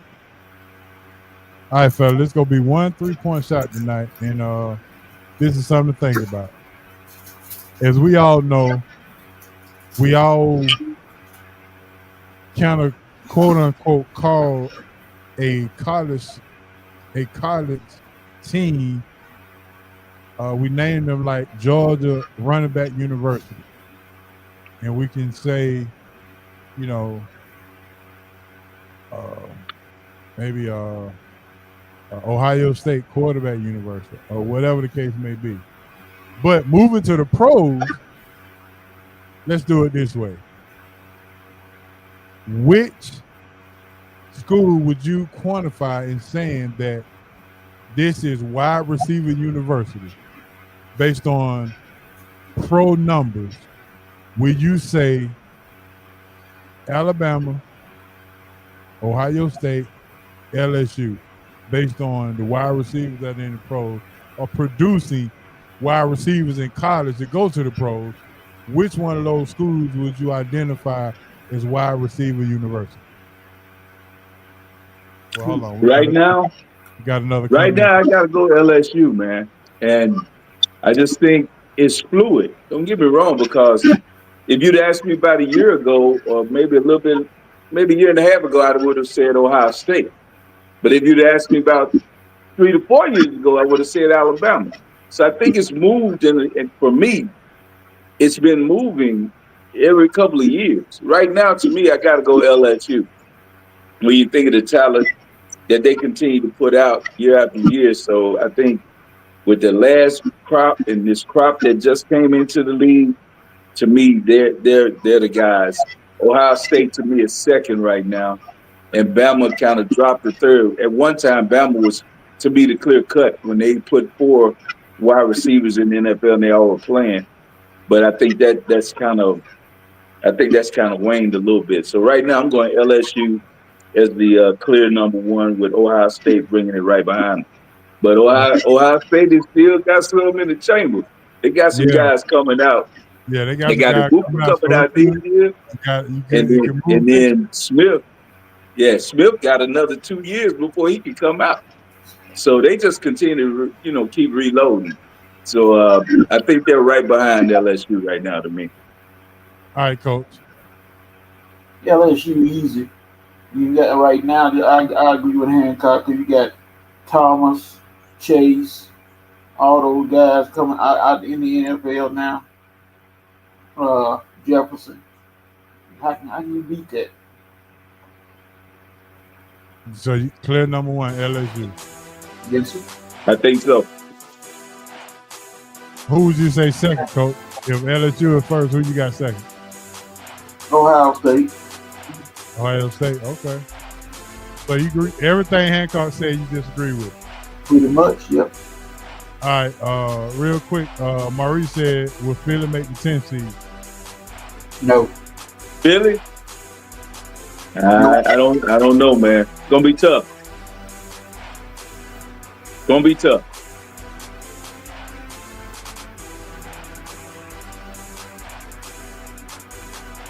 Hawks trying to come back a little bit. Yeah, they playing good right now. Yeah. But when you look at what the Hawks did, they got a lot of middle of the road. Like if this is a spade hand, they got a lot of mid to high spades.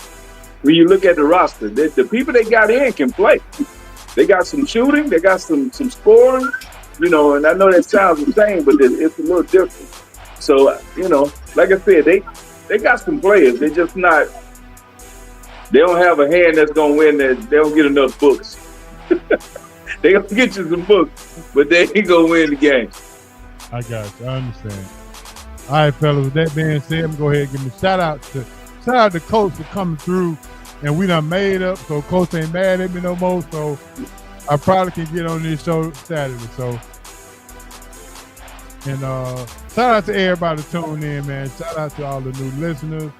And I got something big coming out, Han. I got to talk to you about it. I got something big possibly coming out. Sports Round. Hit me up. I need to holler at you anyway. Give me a shot when we get out back.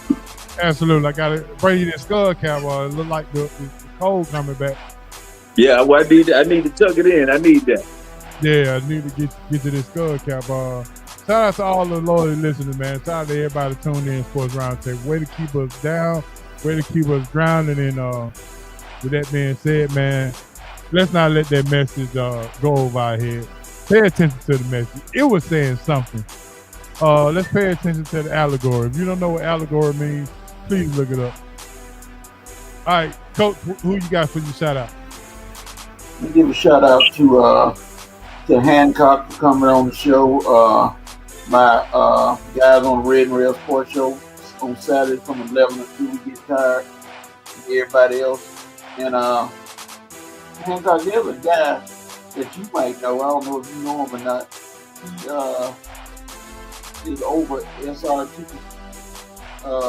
Whenever you talk to him, and they know that, it ain't over. It ain't over? No, it ain't over. All right, I'm going to holler at that guy. There it is, man. All right, Harry, what you got for your shout out? Hey, man, shout out again to all the listeners, man, all the tenants that tune in and ride with the SRT every week, man. Hey, just keep holding us down. We appreciate everything y'all do, man. There it is, man. I so appreciate that, folks. For sure. Yeah, Han, I'm gonna holler at you real. As soon as I upload the show, I'm gonna call you. So stay up a minute. I'll be up. Okay, watching, I got you. I'll be up watching Duke anyway. All right, then. Yeah. So Wow. you ain't doing the pride picks on the night, did you? Yeah, I'm looking at a little something here. I got a little first half thing going, but it's looking a little shaky. We right, we teetering. We teetering. All right, cool. All right, man. With that being said, we're gonna let y'all ride and we're gonna get up out of here and we're gonna continue our day. Don't forget, this weekend, go get your flowers, go get your roses and all that. You got Love Day coming up on the 14th. And then the following week, you got a holiday on the Saturday, believe it or not. So, yes, sir. So make sure y'all stay tuned for that. And with that being said, you already know how we do it. Hey, let's get up out of here, baby. Let's roll. Boogie, I'm headed home, baby. It's your main man, H.O. from Bankhead, R.I.P. Mons and Pop, and R.I.P. BC. And if you love the show, Tell a friend. and if you didn't, Hey, man, y'all better pay attention. They ain't getting ugly. Peace. All right. you had to slide that in there, huh?